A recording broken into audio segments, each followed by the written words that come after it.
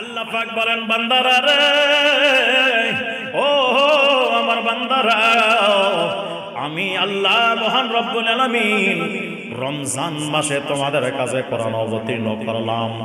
এই কোরআনুল কারীম অবতীর্ণ হয়েছে রমজান মাসে, তাই রমজান মাসে আমরা তেলাওয়াত করার চেষ্টা করব। ফারুক আযম রাদিয়াল্লাহু তাআলা আনহু সাহাবী রাসূলকে ডাক দিলেন। হযরত উবাই ইবনে কাব চলে আসলো। উবাই ইবনে কাব আসার পরে ফারুক আযম ডাক দিয়ে বলে, এই উবাই ইবনে কাব, আমি ফারুক আযম চাচ্ছিলাম রমজান মাসে তারাবির নামাজের সাথে যেন কোরআন খতম করা হয়। কোরআন যেন খতম করা হয়। কেন? কারণ এই জন্য, কারণ অনেক ব্যক্তিগুলো আছে যেগুলো কোরআন পড়তে পারে না, যেগুলো কোরআন পড়তে পারে না, সেই শুদ্ধভাবে পড়তে পারে না। তাই আমি ফারুক আযম চাচ্ছিলাম যে রমজান মাসে তারাবির নামাজে কোরআন খতম করা হোক। সবাই যেন কোরআন, যারা তেলাওয়াত করতে পারছে না, কমসে কম তো তারা শুনতে পারবে। জোরে কন্যা সুবহানাল্লাহ। এই জন্য যুবক ভাইরা আমার, কোরআন এমন একটি কিতাব যেটা শুনলেও সওয়াব, পড়লেও সওয়াব, দেখলেও সওয়াব, ধরলেও সওয়াব।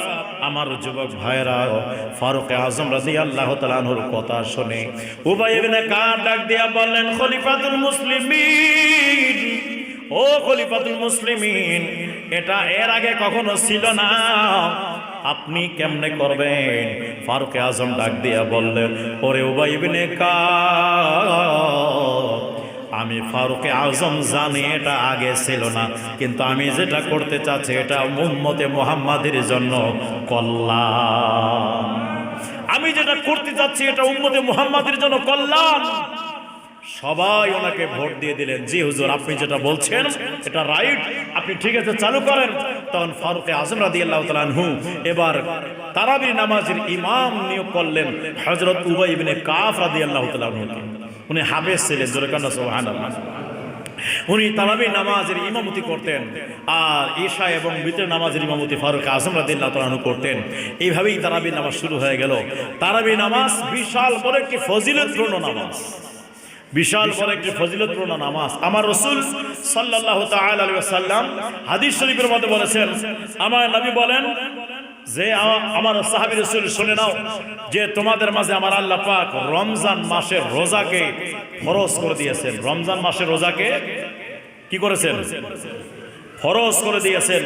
রমজান মাসের রোজা যেমন ফরজ করা হয়েছে, কিন্তু আমি রাসূল তোমাদের কাছে ওই রোজা থেকে আরেকটা জিনিস তোমাদের জন্য সুন্নাত করতে চাচ্ছি।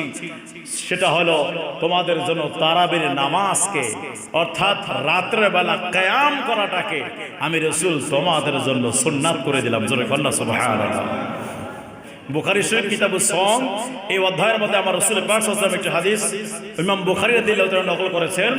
আমার নবী বলেন, মান কামা রমাদান, যে ব্যক্তি রমজান মাসে কিয়াম করবে, কিভাবে? ঈমানান ওয়া ইহতিসাবান, ঈমানের সাথে, নিষ্ঠার সাথে, গুফিরা লাহু, আল্লাহ পাক মাফ করে দিবেন, মা তাকাদ্দামা মিন যামবিহি, তার পূর্বের যত গুনাহ হয়েছে আমার আল্লাহ তার গুনাহগুলো মাফ করে দিবেন। আমার নবী এই হাদিস থেকে স্পষ্ট বুঝাই দিলেন যে রমজান মাসে রাতের বেলা, এখানে বলা হয়েছে কমা, কমানে দাঁড়াও, দণ্ডায়মান, যে ব্যক্তি রমজান মাসে রাতের বেলা ঈমান এবং নিষ্ঠার সাথে, ঈমান এবং আপনার ইখলাসের সাথে যার রাতের বেলা কিয়াম করবে, আমার আল্লাহ তার জীবনের গুনাহ মাফ করে দিবেন। পূর্বের যত গুনাহ আছে সব মাফ হয়ে যাবে। তাহলে এখন কোন দ্বারা বাজার করতে যাবেন এটা দাঁড়ানো, যে রাত্রে বেলা দাঁড়াইলে হয়ে যাবে এটা দাঁড়ানো না। এই হাদিসের ব্যাখ্যার মধ্যে মুহাদ্দিসিনে কিরাম, ইমামগণ এনারা বলেছেন, এই আপনার কিয়াম দ্বারা, এই কিয়াম অন্যান্য কিয়ামকে, অন্যান্য দাঁড়ানোকে বোঝানো হয়নি। এই আপনার কিয়াম দ্বারা তারাবির নামাজে দাঁড়ানোকে বোঝানো হয়েছে। জোরে কন্না সুবহানাল্লাহ। আমার নবী বলেন, যদি কোনো ব্যক্তি রমজান মাসে রাত্রবেলা কিয়াম করে, আল্লাহ পাক তার জীবনের গুনাহ মাফ করে দিবেন। তার পূর্বের যত গুনাহ আছে আল্লাহ মাফ করে দিবে। আমার যুবক ভাইয়েরা ও মুরব্বী বাবাজিরা, রমজান মাসে আমরা রাত্রবেলা কিয়াম করি, মানে আমরা তারাবির নামাজ আদায় করি। এই তারাবির নামাজটাকে 20 রাকাত করা হয়েছে। কেন 20 রাকাত করা হয়েছে?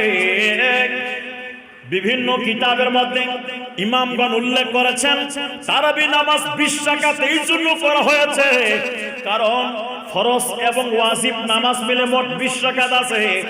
ফজর, যোহর, আসর, মাগরিব, এশা ফরজ মোট 17 রাকাত, বিতরের নামাজ হলো 3 রাকাত। 17 এবং 3 হলো 20 রাকাত। আমার ভাইরা, ইমামগণ বলেছেন 20 রাকাত হওয়ার পিছনে কারণ আছে। কিয়ামতের ময়দানে যখন আমাদের ফরজগুলোর মধ্যে কমতি দেখা যাবে, কারণ ওই কমতিটা পূর্ণাঙ্গ করার জন্য আমার আল্লাহ এই তারাবির নামাজগুলোকে তুলে দিবে। তারাবি নামাজ পূর্ণতা, সৌন্দর্য। তারাবি নামাজ সৌন্দর্য কার সৌন্দর্য? ফরজের সৌন্দর্য। আমার যুবক ভাইরা ও মুরব্বী বাবারা, আমার নবীর সুন্নাত হলো ফরজের পূর্ণতা। যারা সুন্নাত ছেড়ে দিয়েছে তাদের ফরজের কমতি হয়ে যাবে, ঘাটতি হয়ে যাবে।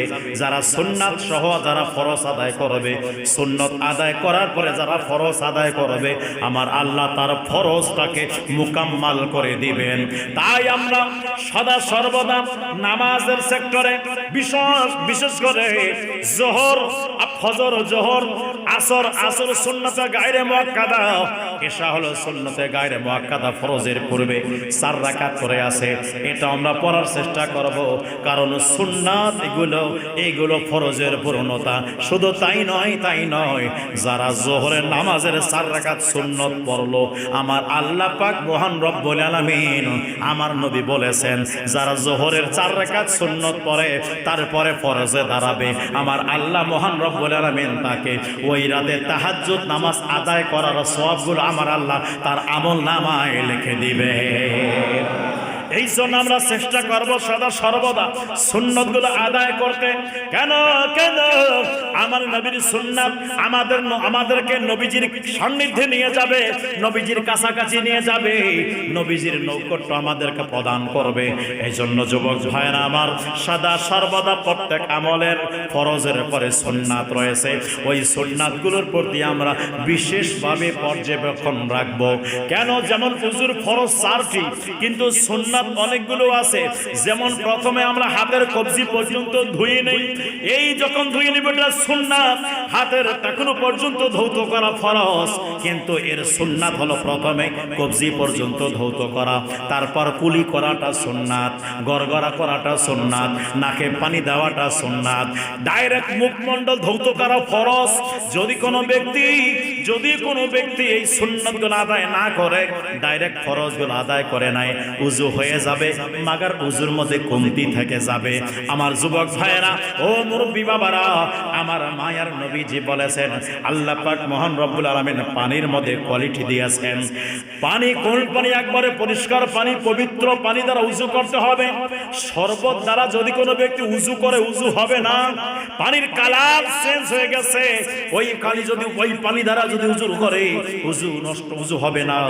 পানির যদি দুর্গন্ধ হয়ে গেছে, পানির গন্ধ চেঞ্জ হয়ে অন্য গন্ধ চলে আসছে, তাহলে ওই পানি দ্বারা উযু করলে উযু হবে না। আমার মায়ের নবী বলে, সাহাবারা রে, যদি এই সুন্নাতগুলো তোমরা আদায় করো, ওই সুন্নাত তোমাদেরকে বলে দিবে পানিটা উযু করার জন্য উপযুক্ত আছে কি আছে না। পানিটাই বলে, এই সুন্নতগুলো বলে দিবে পানি দ্বারা উযু হবে কি হবে না। যখন হাতের মধ্যে নেবেন তো পানির কালার বোঝা যাবে, যখন মুখের মধ্যে নেবেন তো পানির স্বাদ বোঝা যাবে, শরবত আছে না পানি আছে এটা বোঝা যাবে, যখন নাকে দিয়ে দিবেন তো পানির গন্ধ ঠিক আছে কিনা এটা বোঝা যাবে। এই 3টা জিনিস যদি গুণ যদি ঠিক থাকে, তাহলে ওই পানি দ্বারা উযু হয়ে যাবে। তাহলে এখানে আপনাকে আমাকে সুন্নাত, ওই পানিটা উপযুক্ত আছে কি আছে না উযুর জন্য সুন্নাত বলে দিয়েছে। কন্যা সুবহানাল্লাহ।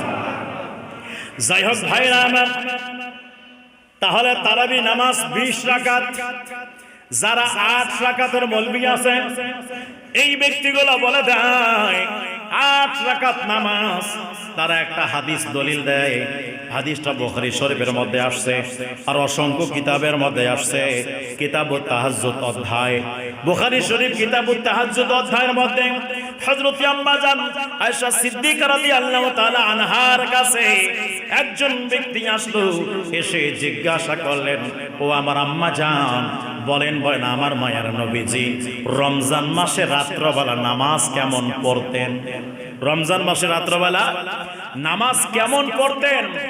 আম্মা জান আয়েশা সিদ্দিকা রাদিয়াল্লাহু তাআলা আনহা ডাক দিয়া বললেন, শুনো শুনো, আমার নবীর নামাজের সম্পর্কে জিজ্ঞাসা করেছো, তাহলে শুনে নাও।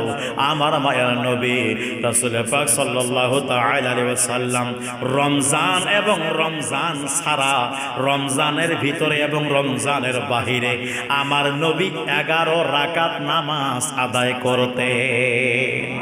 কত রাকাত? 11 রাকাত। এই 11 রাকাতকে বর্তমান যারা নাফিদ মৌলবি, যারা 20 রাকাত তারাবিকে 12 রাকাত কাটিং শটিং মারে 8 রাকাত করছে, এই হাদিসটা তারা দলিল দেয়। এই হাদিসের মধ্যে লেখে 8 রাকাতের কথা আছে, কিন্তু তারা বিশাল বড় একটা বিষয় জনগণ থেকে লুকায় রাখে। এখানে আম্মা জান আয়েশা সিদ্দিকাকে জিজ্ঞাসা করেছে, মা, আমার নবী রমজানের ভিতরে নামাজ কেমন পড়তেন? আম্মা জান আয়েশা সিদ্দিকা উত্তর দিয়েছেন এভাবে, আমার নবী রমজানের ভিতরে এবং বাহিরে, রমজানের ভিতরে এবং বাহিরে আমার নবী 11 রাকাত নামাজ আদায় করতেন। কত রাকাত? 11 রাকাত। এরা মনে করেছে 8 রাকাত তারাবি, 3 রাকাত বিতির। কয় হলো? কত হলো? 11 রাকাত নামাজ হয়ে গেল, 8 রাকাত তারাবি, 3 রাকাত বিতির, এদি হলো 11 রাকাত। এখন আমাদের প্রশ্ন হলো তাদের কাছে, তারাবির নামাজ তো সারা বছর হয় না, তারাবির নামাজ বছরে একবার হয়, কতক্ষণ ঠিক কিনা? বছরে একবার তারাবি নামাজ হয়, মানে রমজান মাসে হয়। 11টি মাস তো তারাবি থাকে না। আমার যুবক ভাইরা রে, ও মুরব্বী বাবাজিরা গো, এই হাদিস শরীফের মধ্যে অ্যানসার আছে। আমার মায়ার নবীজি রমজানের বাহিরেও 11 রাকাত নামাজ আদায় করতেন, 11 রাকাত নামাজ আদায় করতেন। আম্মা জান আয়েশা সিদ্দিকা রাদিয়াল্লাহু তাআলা আনহা তিনি বলেন, ইয়া রাসূলুল্লাহ, আপনি ঘুম থেকে উঠে 11 রাকাত নামাজ আদায় করেন। আমার নবী বলেন, ফাকালা ইয়া আয়েশাতু ইন্না আইনাইয়া তানামানি ওয়ালা ইয়ানামু কলবি। ওরে আমার আয়েশা, শুনো শুনো, আমি ঘুমাই, আমার কপালের চোখ ঘুমায় যায়, আমার কপালের চোখ ঘুমায় যায়, কিন্তু অবশ্য আবার কলবটা জাগ্রত থাকে, কলবটা জাগ্রত থাকে। তাহলে আমার নবী এখানে বললেন, ওরে আয়েশা শোনো শোনো, আমি ঘুমাই ঠিক আছে, আমার কপালের চোখ ঘুমায় যায়, কিন্তু আমি রাসূল ঘুম থেকে উঠে আমি সাথে সাথে নামাজে দণ্ডায়মান হয়ে যাই। কিভাবে নামাজ পড়তেন? আমার নবী 4 রাকাত একবার পড়তেন, আবার 4 রাকাত পড়তেন, তারপরে 3 রাকাত পড়তেন, 8 রাকাত 8 রাকাত 3 রাকাত 11 রাকাত। আমার যুবক ভাইয়েরা, যত ইমামগণ আছেন, সাহাবী রাসূল থেকে শুরু করে এখন পর্যন্ত কোন ইমামগণ একজনের কিতাবের মধ্যে লেখে নাই তারাবির নামাজ ঘুম থেকে উঠে পড়তে হবে। এটা কোনো কিতাবের মধ্যে নাই, কোন ইমামরা এটা লিপিবদ্ধ করে নাই, এটা কোন ইমামগণ বলে নাই। সবাই এক কথাই বলেছে, এশা নামাজের পরে তারাবির সময়, এশা নামাজের পরে তারাবির সময়, এভাবেই পড়ে আসছিলেন। ফারুকে আজম তাই করেছেন, 20 রাকাত তারাবি নামাজ পড়েছেন। আমার ভাইরা, বুখারী শরীফের মধ্যে আসছে, মুসলিম শরীফের মধ্যে আসছে, আমার নবীজি রমজান মাসে নামাজ পড়ছিলেন। নবীর দিকে দেখে দেখে সাহাবী রাসূল নামাজ নবীর পিছে পিছে পড়ছেন। নবী বলেন নাই যে তোমরা আমার পিছে নামাজ পড়ো। সাহাবী রাসূল নিজ জ্ঞানে নিজ আকলে আমার নবীকে নামাজ পড়া অবস্থায় দেখে ওনারা নামাজের নিয়ত করতেন। প্রথম দিন পড়লেন, দ্বিতীয় দিন পড়লেন, তৃতীয় দিন পড়লেন, তারপরে আমার মায়ার নবীজি ওই তার চতুর্থ রাতে অথবা তৃতীয় রাতে আমার নবী আর হুজুর হুজরা থেকে বের হয় নাই। সাহাবীর মসজিদের মধ্যে ভিড় জমায়েত হয়ে গেছে। পরের দিন সকালবেলা সাহাবী রাসূল জিজ্ঞাসা করেন, ইয়া রাসূলুল্লাহ, ইয়া হাবিবাল্লাহ, আজকে নামাজের জন্য আসলেন না? আমার নবী বলেন, সাহাবারা রে, আমার আশঙ্কা ছিল এটাই, যদি আজকে আমি নামাজ পড়ে নিতাম তাহলে আমার আল্লাহ এই নামাজগুলো তোমাদের জন্য ফরজ করে দিত। আমার আশঙ্কা ছিল এটাই, আমি আজকে পড়লে আবার তোমাদের উপরে ফরজ যেন হয়ে না যায়, যেটা তোমরা আদায় করতে সক্ষম হবে না, আমার উম্মতের জন্য বোঝা হয়ে যাবে। ওরে আমার বাবারা, কিতাবের মধ্যে হাদিস শরীফের মধ্যে আসছে, আপনার ইমামগণ বলেছেন ওনাদের কিতাবের মধ্যে, আমার নবীজি 1 রাকাত 2 রাকাত নয়, ওই সময় আমার নবীজি 20 রাকাত তারাবির নামাজ পড়েছেন, একা পড়েছেন। পরের দিন থেকে সাহাবী রাসূল একা নামাজ পড়া শুরু করলেন। নবী বলেন, এটা সুন্নাত, যদি ফরজ হয়ে যাইতো তাহলে সবাই এসে আবার আমার নবীর সঙ্গে একবারে বাধ্যতামূলক পড়ে নিত, কিন্তু আমার নবী সুন্নাত করার জন্য, উম্মতের জন্য যেন এটা বোঝার জন্য না হয়ে যায়, এই জন্য আমার নবী যে এটা কি করেছে, সুন্নাত করে দিয়েছেন। নবীও পড়েছেন 20 রাকাত। নবী পর্দা করে গেলেন, খেলাফতে আসলেন, হযরত সিদ্দিক আকবর খেলাফতে আসলেন। উনি আসার পরে উনিও 20 রাকাত পড়লেন। ওই সময় জামাত ছিল না, ওই সময় খতম তারাবি ছিল না। রে যুবক ভাইয়েরা, একা তারাবি নামাজ পড়তেন, সুন্নতে মুআক্কাদা, এই নামাজটা সবাই পড়তেন। যখন হযরতে সিদ্দিক আকবর ফাত হয়ে গেল, দুনিয়া থেকে বিদায় নিয়ে পরপারের জগতে চলে গেল, তারপরে খেলাফতে হযরতে ফারুক আজম আসলেন। ফারুক আজম রাদিয়াল্লাহু তাআলা আসার পরে এইবার তিনি কই দেখছেন মসজিদে নামাজ পড়তেছে আমার নবীর আশিক, আমার নবীজির দ্বিতীয় খলিফাতুল মুসলিমিন, সমস্ত সাহাবী রাসূলকে মসজিদের মধ্যে ডাক দিয়ে বলছেন, সাহাবারা রে, আমি উমর ফারুক আজম একটি নতুন নিয়ম চালু করতে চাচ্ছি। কি নিয়ম হুজুর? বলে, আমি এসে দেখছি সবাই নামাজরত আছে, কেউ কিয়ামে আছে, কেউ রুকুতে আছে, কেউ সিজদার মধ্যে, কেউ জলসার মধ্যে, কেউ কামার মধ্যে, কেউ নামাজ থেকে ফারিগ হয়ে চলে যায়, এলোমেলো দেখা যায়। আমি চাচ্ছি এই নামাজটাকে আমরা জামাতের মধ্যে নিয়ে আসব। সাহাবী রাসূল বললেন, হুজুর, যেটা নবী করেন নাই আপনি কেন করবেন? হযরত আবু বকর সিদ্দিক যেটা করে নাই আপনি কেন করবেন? ফারুক আজম ডাক দিয়া বললেন, সাহাবারা, এই জন্য করব, জামাতের মধ্যে যদি আমরা নামাজটা নিয়ে আসি তাহলে অন্যজনের আগ্রহ প্রকাশ পাবে, আমি নামাজে জামাতে শরীক হই, সবাই আনন্দের সাথে মসজিদের মধ্যে আসবে, সবাই নামাজটাকে মূল্যায়ন করবে, সবাই জামাতটাকে মূল্যায়ন করে একটু দাঁড়াতে পারবে, সবাই নামাজের প্রতি আগ্রহ বাড়বে।